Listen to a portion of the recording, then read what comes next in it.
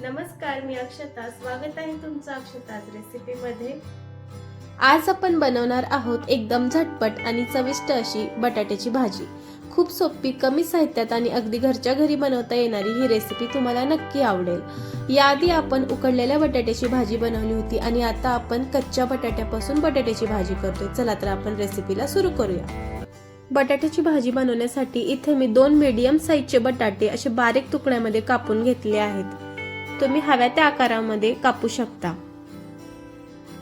आणि त्याचबरोबर इथे मी 1 टोमॅटो बारीक कापून घेतलाय, काही हिरव्या मिरच्या, 7-8 कढीपत्त्याची पानं आणि 1 कांदा मी बारीक कापून घेतलेला आहे. आणि इथे सिक्रेट मसाला म्हणजे आपला इथे किचन किंगचा मसाला मी वापरणार आहे. सगळ्यात आधी कढईमध्ये तेल टाकून घेत आहे. तेल आपलं गरम होऊन द्यायचं आणि गरम झाल्यानंतर याच्यामध्ये मी 1 चमचा जिरे टाकलेली आहेत. हे बघा, जिरे पण आपले छान तडतडले आहेत. जिरे तडतडल्यानंतर याच्यामध्ये मी थोडीशी हिंग टाकलेली आहे. आणि आता मी याच्यामध्ये टाकून घेत आहे हिरव्या मिरच्या. एक साधारण 5-6 हिरव्या मिरच्या मी बारीक कट करून घेतल्या होत्या. आणि त्याचबरोबर मी 7-8 कढीपत्त्याची पानं देखील याच्यामध्ये टाकलेली आहेत. आता हे 2 मिनिटे आपण फ्राय करून घेऊयात तेलामध्ये.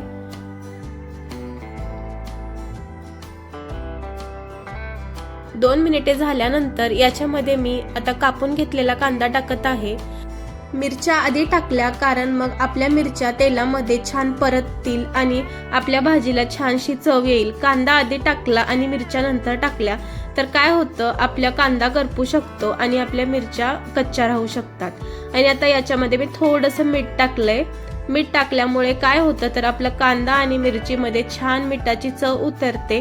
त्याच्यामुळे आपल्या दाताखाली जेव्हा भाजी खाते वेळेस कांदा मिरची येते त्यावेळेस ना आपली भाजी आणखीनच उत्तम लागते. आता याच्यामध्ये मी थोडीशी हळद टाकली आहे. याला आपण परतून घेऊया. मीठ टाकण्याचं आणखीन एक कारण आहे, कांदा आपला लवकर परतला जातो त्यामुळे पण मीठ टाकतात.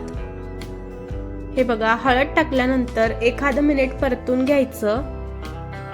आणि आपला कांदा मिरची इथे परतलेली आहे. आणि आता मी टोमॅटो टाकून घेते. कांदा जास्त करपवायचा नाही, थोडासा गुलाबीसर परतला की त्याच्यामध्ये टोमॅटो टाकून द्यायचं. आता आपण टोमॅटोला देखील सॉफ्ट होईपर्यंत परतून घेऊयात. मस्त होते ही बटाट्याची भाजी. खूप सोपी रेसिपी आहे, सगळ्यांना आवडेल अशी रेसिपी आहे आणि टिफिनसाठी देखील उत्तम पर्याय आहे. आता मी याच्यामध्ये बटाटे टाकून घेते.